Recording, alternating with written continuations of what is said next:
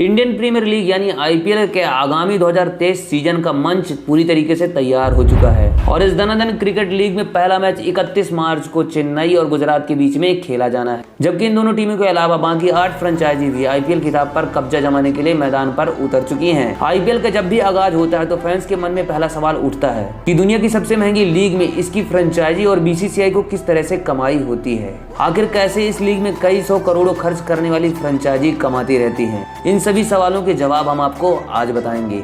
IPL में होने वाली कमाई को 3 प्रकार से बांटा गया है, जिसमें सेंट्रल रेवेन्यू, प्रमोशन रेवेन्यू और लोकल रेवेन्यू शामिल होता है।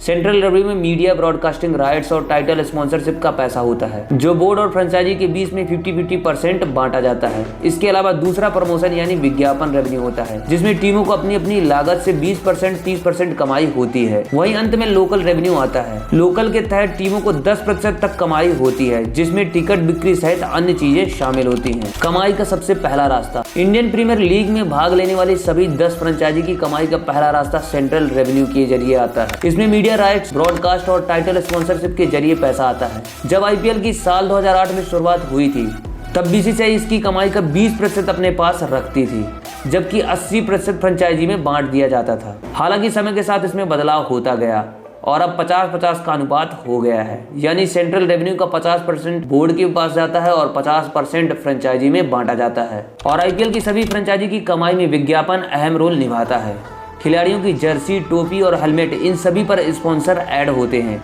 इनसे टीमें जमकर पैसा कमाती हैं, जबकि आईपीएल के दौरान ऐड शूट से भी काफ़ी रकम मिलती है। कुल मिलाकर विज्ञापन आईपीएल में फ्रेंचाइजी की कमाई में प्रमुख रोल निभाता है। आईपीएल की कमाई में तीसरा जरिया होता है लोकल रेवेन्यू। लोकल रेवेन्यू में आने वाली टिकट बिक्री के बारे में माना जाता है कि हर एक सीजन में सभी टीमें अपने घरेलू मैदान पर 7 से 8 मैच खेलती हैं। इसमें टिकटों से आने वाले पैसे का 80% रेवेन्यू मालिक अपने पास रखते हैं, जबकि 20% हिस्सा बीसीसीआई के पास आता है। फ्रेंचाइजी जर्सी, टोपी और अन्य सामानों को बेचकर भी एक छोटा सा रेवेन्यू जनरेट करती है। Market value. आईपीएल का पहला सीजन साल 2008 में खेला गया था। तब से लेकर अभी तक आईपीएल की लोकप्रियता ने उसकी मार्केट वैल्यू काफी अधिक बढ़ा दी है।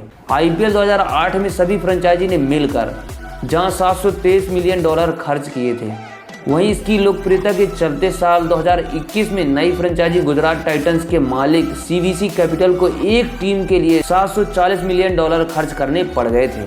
आईपीएल में एक फ्रेंचाइजी का खर्च। आईपीएल में भाग लेने वाली सभी 10 टीमों में से किसी एक फ्रेंचाइजी के खर्च पर अगर नजर डालें तो 90 करोड़ रुपए का पर्स होता है, जिसे खिलाड़ियों पर खर्च करना होता है, जबकि 35 से 50 करोड़ ऑपरेशंस में खर्च करने होते हैं। इस तरह एक सीजन में फ्रेंचाइजी का खर्च करीब 130 करोड़ तक हो जाता है। और आईपीएल से घरेलू क्रिकेट में भी पैसा जाता है। वो भी कैसे? आईपीएल के हर एक मैच के लिए फ्रेंचाइजी 50 लाख रुपए की फीस देती है।